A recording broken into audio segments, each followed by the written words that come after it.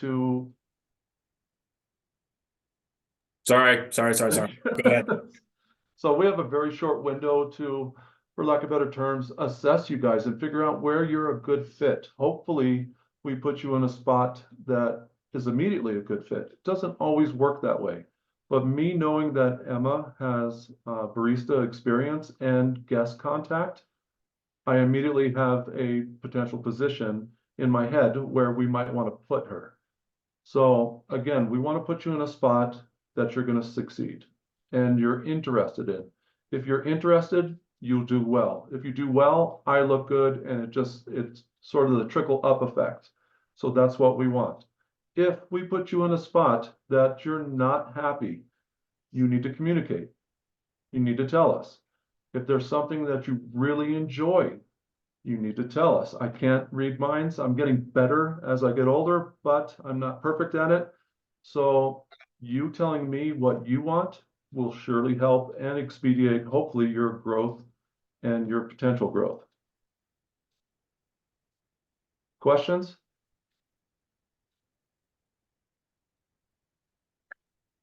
I do want to speak to a part of your experience here is you're going to be arriving in the winter. It is a very seasonal place, and the winters are pretty slow and the summers are pretty busy.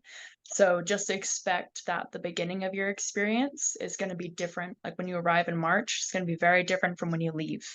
So kind of anticipate a slow acceleration of your workload and the pace of our department. So be prepared for that as well, because I think sometimes there's a dynamic of people who arrive in the spring because they kind of get used to kind of a more relaxed pace, and then it builds over time. So be prepared for that. So to add to what London was talking about is, if anyone knows anything about this operation, we're one of the largest food service operations in Colorado. Does anybody have experience in serving 1,000 people? Well, you will. And it sounds terrifying, but we serve up to 3,000 people. And then once you serve 1,000, you're going to be like, oh, it's 500. That's nothing. Trust me, it happens all the time. We see it. You think you come in the spring, we're serving a couple hundred. The workload is relatively easy. And then we have 1,000. And then once you have one under your belt, it's pretty easy. Would you agree? Yes. It gets easier.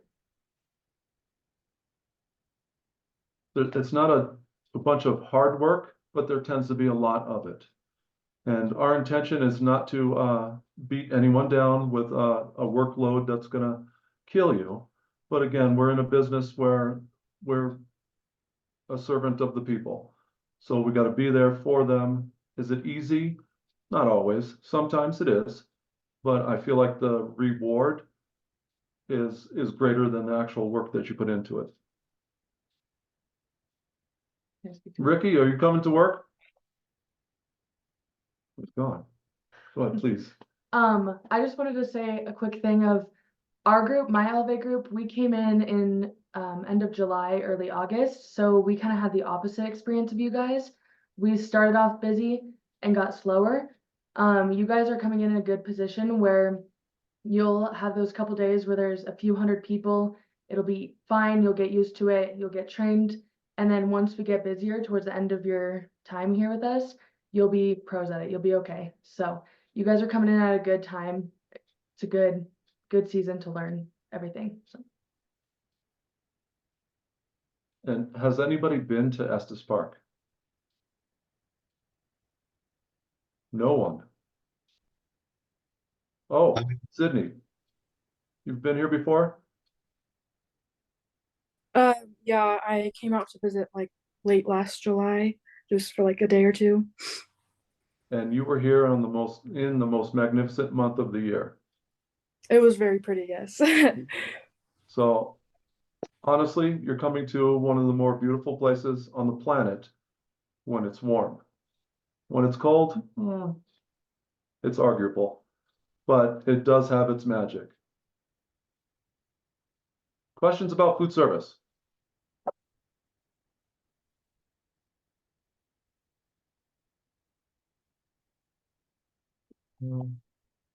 Well, I don't know what your Elevate facilitators have spoken to you about your schedule. I do your scheduling and your time card and payroll and things. But with the Elevate program, because of your Elevate activity days, so you're really going to be in food service 4 days a week. Your weekly schedule is a little bit more set in stone than my usual employee because I choose when their days off are, or we work together in deciding that. So you're gonna kind of come in the gate with your Elevate day that's assigned, and then your 2 days off are gonna be like next to that as well. So it's a bit more structured in that way with your scheduling. And if you do like your parents are coming or whatever it may be, or your friends are visiting, we can discuss your days off, needing to change those, but generally they're going to be very regular. The evening shift will be 12:30 to 9.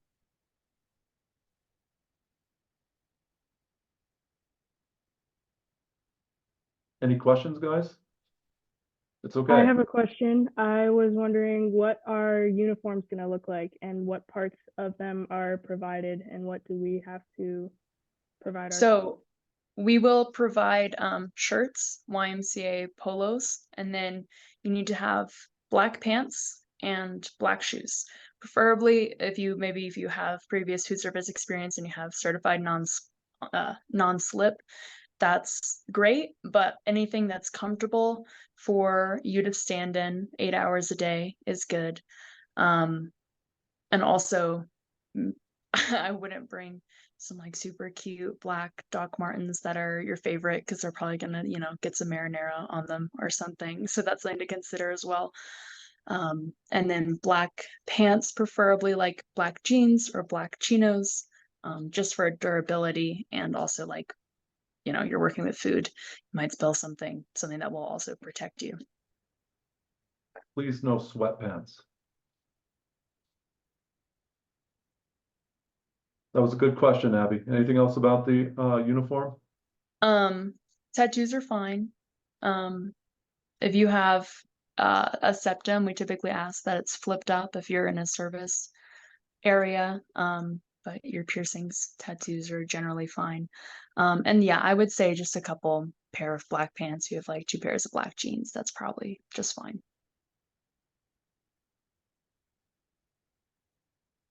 You wanna put that one, London? I guess in personal opinion, I think it's fine. I think I don't know, Mike. I don't know, you've It's been around the fine. life for long. And if you have 100 of them in your face and it's distracting to a customer, that might be an issue, but I have no feelings about it. I think that's fine. Yeah, I don't think it's a big deal. But yeah, so we'll provide, and then also I would bring, when you start, it's gonna be a bit colder, maybe bring some long sleeve shirts to wear under your uniform for when you begin. Just some like plain, simple, doesn't necessarily have to be black, but nothing too crazy like a black or a navy or a gray, just like long sleeve shirt to have underneath your polo when it's cold out.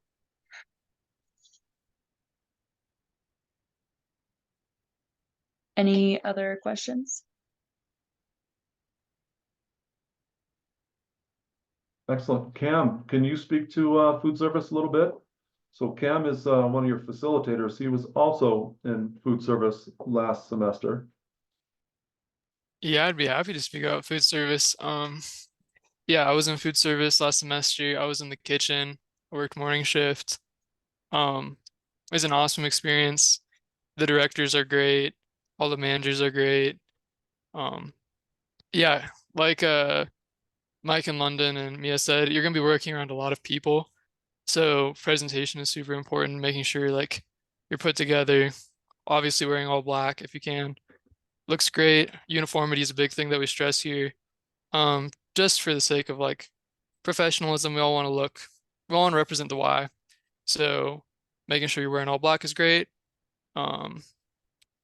Also, I worked in the kitchen. I had a lot of stains on my clothes from, like London said, marinara. you have a bunch of different things that can ruin jeans or other pants. So you want to wear something that's like black, won't get dirty or messy, and that'll easily wash out. Yeah, the kitchen's great. I had a lot of fun experiences there. I learned a lot of like cool culinary skills. I learned how to cut food really well, so that was pretty awesome. I learned how to cook a bunch of different things, and I got to see both sides of kind of the front and back of house. If I don't have the professional look show off. Thanks, Cam. Yeah, Appreciate of it. course.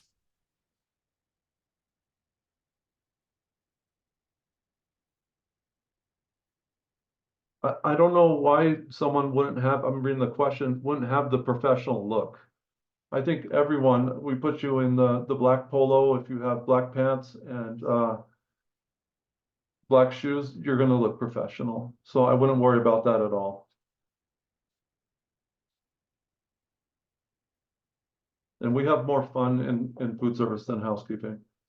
I don't know how true that is, but at least I want to say so. I've worked both and I can attest to that statement. Thank you, Rick. You're welcome. You're welcome. Yeah, I will say, speaking to the housekeeping versus I haven't worked in housekeeping, but just from what I understand, a big difference is in food service, we're all kind of in a department together. We're all working with each other constantly. We're all in the same space. So I feel like it has a lot more strength in team building, where in housekeeping, everyone is kind of going out to different areas and taking care of things throughout the campus. Whereas in food service, I feel like we're pretty unified and working together.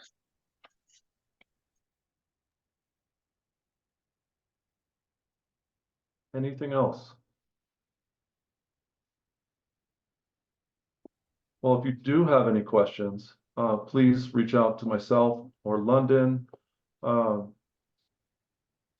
If you have any concerns or anything, we want to be able to let you know that we're here for you if you need something. I'll put my email in the chat. So before we end here, I just wanted to give a little bit of advice on being an Elevate and in food service. So like they said, I am now a full-time staff member at the Y. I work as a banquet captain and I work as a dining room manager as well. So I'm going to get the chance to work pretty closely with all of you pretty much on a daily basis, at least while we're slow. But I just wanted to give a little bit of advice on how to handle it. It can be a lot. You're going to learn a lot. You're going to grow a lot, meet a lot of new people. At the beginning, it was slightly overwhelming, but it's an incredible experience. So make sure that you guys really just put effort forth towards Elevate, because you'll get out of it what you put into it. I mean, I found a home here and I found a full-time job that I love. I love working in food service. Everyone has welcomed me so kindly to it. So I really think that if you want to get something specific out of it, like I wanted to find a job in this specific area of hospitality, and I did that, you have the options too. If you put effort forth in it, you can find a lot of connections, open a lot of doors here. So this is a super great opportunity. Don't go into it just as thinking of it as a gap program, just a semester away from college. Think of it as an opportunity that you can use for the rest of your life. So you'll find a ton of connections, you'll have a ton of fun. It'll be a great experience for you all. Thank you, Mia. That was Oh. I was just gonna second what Mia had to say. I originally started as a seasonal 3 years ago, and I'm still here and I really like it. So I can speak to that as well. I'd like to third that. I started as a seasonal for a GAP program 17 years ago in food service. And yeah, and it's great. I love the Y. I would also like to fourth that as someone who was in Elevate last semester and now has a job here. There's a lot of opportunity, and food service is a great place to prove yourself. I would like to fifth that also. I began as a seasonal in the craft shop about 4 years ago, and now I'm a facilitator, and it's the greatest place on earth as far as I can tell. So welcome. Thank you guys for your time. Cam, are we going back into regular groups? Nope, that can be the end if we're all done. Excellent. Thank you again, guys. I look forward to seeing you in person. Thank you, food service managers. We Thank appreciate it you. immensely, and thank you all for joining us today. We'll be having another call next week. I'll put it on Slack. They're already leaving. They're already leaving the meeting. Okay. All right, we'll call it a day. Thank you, everybody. Thank you. Thank you.